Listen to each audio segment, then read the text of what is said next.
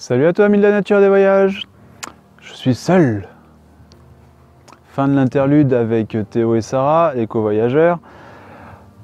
Voilà, Sarah est partie de son côté en Croatie pour un festival. Et très sincèrement, je l'ai mauvaise parce que j'ai pas pu l'accompagner à cause de quoi? Juste d'un de papier. Enfin, t'as bien compris l'idée, quoi. C'est juste parce que ma carte d'identité a expiré. Sinon, mais de suite, je signe, de suite, j'y vais, quoi. Un festival en Croatie. La Croatie, c'est magnifique. Et non, je suis bloqué en France parce que j'ai pas fait gaffe et ma carte d'identité a expiré. Je suis dégoûté. Vraiment. De son côté, Théo, lui, va partir en road trip à nouveau, mais en Portugal. Oui, là aussi, je l'aurais bien accompagné. Et là aussi, je peux pas. Voilà, bref. Bon, du coup, c'est pas moi qui vais t'apprendre qu'il a fait sacrément chaud ces derniers temps. Et que dire? Du coup, je me suis trouvé un nouveau jardin plus adapté.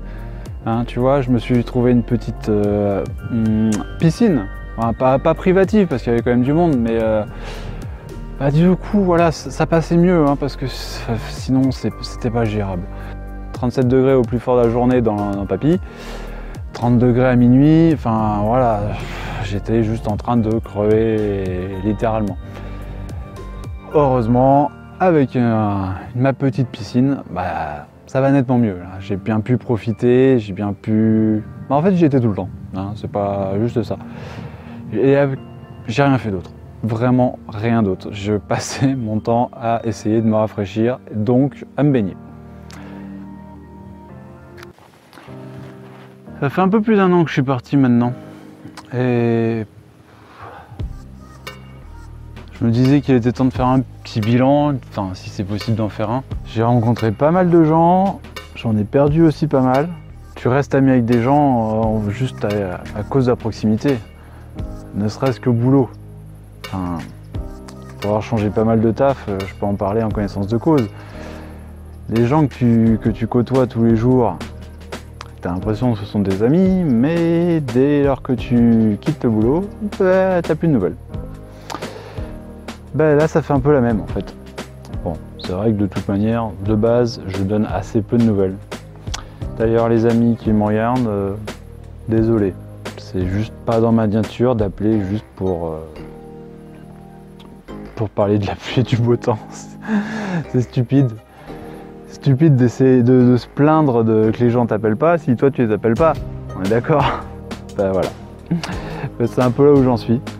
C'est-à-dire que y a des gens avec qui ça se passait super bien et que j'ai plus trop de nouvelles. Et quand on se voit, c'est génial.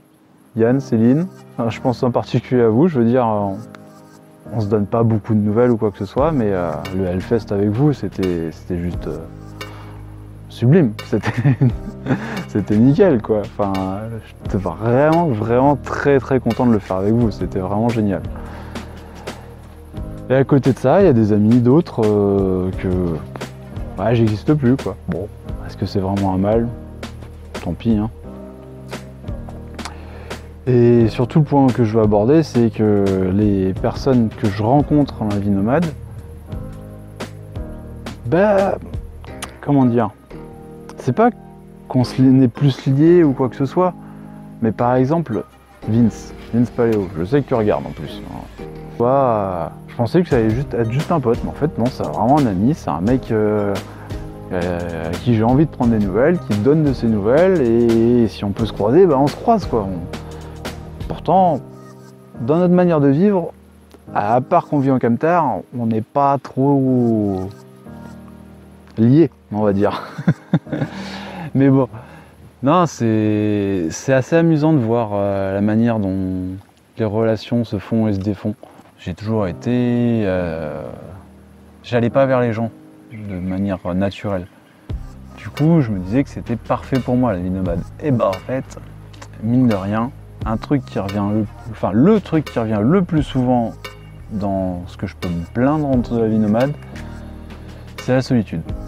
Alors bien sûr, j'aimais du gros pépère, mais c'est pas la même quoi. Mais c'est une grosse surprise pour moi, parce que je pensais justement très bien me passer du regard des gens et de vivre avec les gens. Cette expérience de co-voyageur, là, c'était vraiment génial à ce niveau-là, parce que ça m'a permis de justement... Hop, désolé, t'as un truc. Ça m'a permis justement de me rendre compte que vivre à plusieurs, c'était cool, quoi.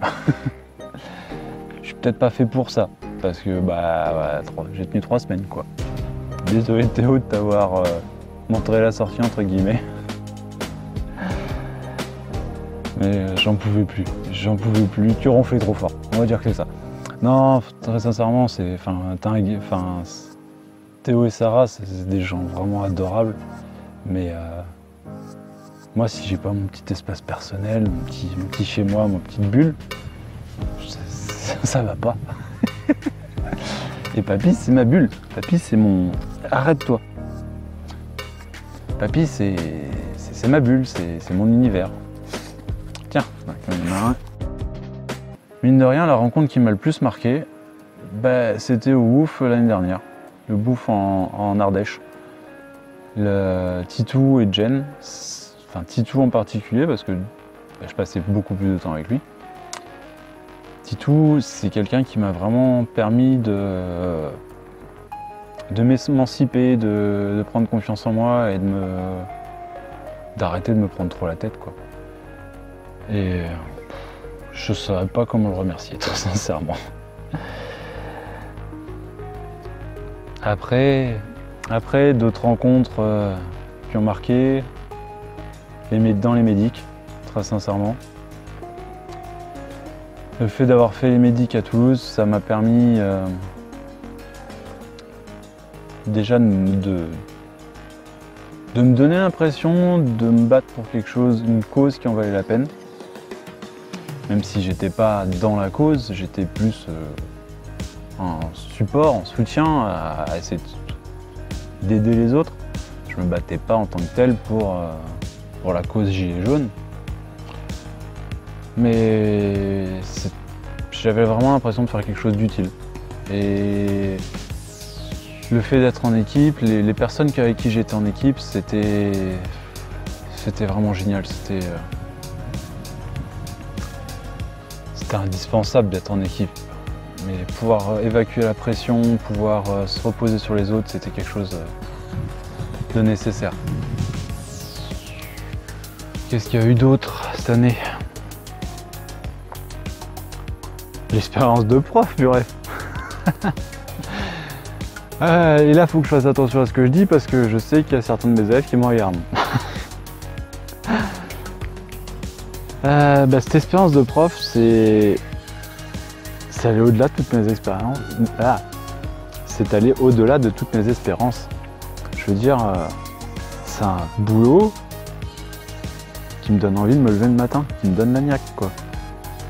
Je sais pourquoi je me lève, je suis pas là à produire pour un patron, je suis là pour aider des adolescents, des enfants, des adolescents à devenir adultes, à avoir un esprit critique. Oui, à ce niveau-là, je rentre pas trop dans les cases de l'éducation nationale peut-être, parce que pour moi c'est une priorité. Le fait de leur donner des connaissances, mais aussi déguiser leur sens critique, c'est quelque chose de très important pour moi. Et c'est vraiment quelque chose que j'ai pu développer librement en tant que prof. Je veux dire, les élèves étaient très réceptifs à ça. Et pouvoir organiser des débats, pouvoir parler de sujets, enfin des sujets qui les intéressent, en particulier les nouvelles technologies, mais les profs de techno, c'est ça aussi, hein. Comment ils utilisent les nouvelles technologies, comment ils utilisent les réseaux sociaux, comment ça peut être un danger, comment ça peut être un bénéfique. Ça, de base, je suis même pas sûr que tous les adultes en aient conscience. Et pouvoir avoir la possibilité d'aborder le sujet et d'en débattre avec eux, de se rendre compte qu'ils ont, mine de rien, plus d'esprit critique que pas mal d'adultes, c'était vraiment génial. Pas dire que je suis impatient de l'année prochaine, Parce que bah les vacances c'est bien aussi, mais disons que je déprimerai pas comme les autres années à reprendre le boulot quoi. À la fin des vacances n'est plus un drame maintenant. Officiellement, j'ai postulé sur toute la France, zone rurale uniquement. Oui, parce que aller se garer à un camping-car en ville, enfin faut pas déconner, mais non, c'est bon. Ce qui est important, ce qui est intéressant, j'aurais moi-même pas mal appris de mes cours précédents. Mine de rien, on n'est pas prof, hein, je veux dire, c'est du travail. Enfin, oui, je rigole beaucoup avec les amis sur comme quoi, prof, on bosse pas beaucoup, on est censé avoir que 18 heures par semaine, nanana, et vacances, etc. Dans la réalité, je vais vous dire que même maintenant en vacances, ouais, je bosse pas spécialement mes cours, mais j'y cogite encore énormément. Il faut être à 100%, à 200% pour ce taf, ce genre de taf. Ça pardonne pas de pas avoir un cours préparé, de pas connaître son sujet, surtout quand on essaye de leur donner de la liberté dans le choix des questions, le choix des sujets, etc. Du coup, bah, c'est pas mal de boulot de préparation, c'est pas mal de culture à acquérir. Je passe pas mal de temps à regarder des documentaires sur YouTube et autres pour justement être capable de répondre au maximum de questions de mes élèves, quoi. Les loisirs sont décalés, c'est plus regarder des films bourrins où on dépose le cerveau, c'est regarder des films où tu apprends quelque chose, où tu peux en ressortir quelque chose, où tu peux te servir de quelque chose. C'est une autre manière de voir les choses et je trouve ça vachement intéressant, c'est stimulant, voilà. Et ça a bugué. Une demi-heure que je parle devant la caméra et voilà, ça n'a pas enregistré. Je viens de m'en rendre compte là, tu vois, je suis en train de faire le montage et je me suis rendu compte que la bonne moitié de la vidéo a juste sauté complètement. Donc, est-ce que c'est un signe du destin pour pas être trop souvent, pas trop parler à la fois? Peut-être. Hein. Après tout, pourquoi pas.